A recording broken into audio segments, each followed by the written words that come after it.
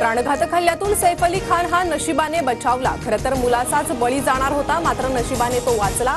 सैफवरील चाकू हल्ल्यानंतर जितेंद्र आव्हाडांचं ट्विट। सैफवरील हल्ला प्रकरणात पोलिसांनी करीना कपूरचा जबाब नोंदवला। करीना कपूरनं पोलिसांना हल्ल्याचा घटनाक्रम सांगितल्याची माहिती। रुग्णालयात पोहोचताच सैफ अली खाननेच स्वतःची ओळख सांगितली। मैं सैफ अली खान हूं, जल्दी स्ट्रेचर लाओ, असं सैफ म्हणाला। रिक्षा चालकाची माहिती।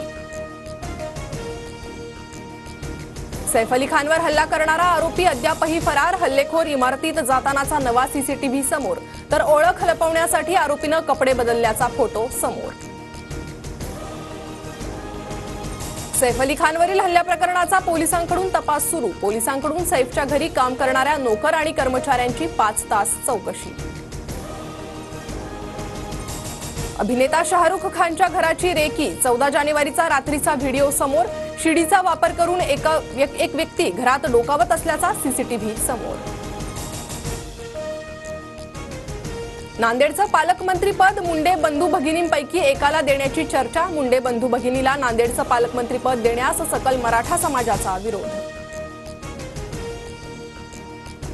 साताऱ्याच्या फलटण तालुक्यातील विडणीमध्ये मृतदेह आढळला। उसाच्या शेतात छिन्नविछिन्न अवस्थेत मृतदेह आढळला।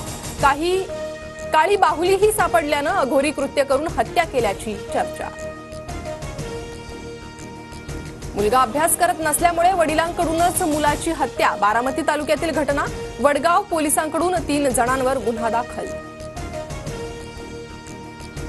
आंबेडकरी अनुयायी यांचा लॉंग मार्च परभणीहून मुंबईच्या दिशेनं रवाना। सोमनाथ सूर्यवंशी आणि विजय वाकोडेंच्या कुटुंबाला न्याय देण्याची मागणी।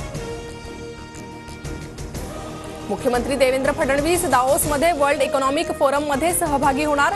20 ते 24 जानेवारी दरम्यान वर्ल्ड इकॉनॉमिक फोरमचं आयोजन। शरद पवार गटाचे सतीश चव्हाण अजित पवार गटात प्रवेश करणार। सतीश चव्हाण आज अजित पवार गटात प्रवेश करणार। निवडणुकीपूर्वी सतीश चव्हाणांनी पवार गटात प्रवेश केला होता। पालकमंत्र्यांची लवकरच घोषणा होणार। पालकमंत्रीपदाची चर्चा अंतिम टप्प्यात। मुख्यमंत्री फडणवीसांची माहिती।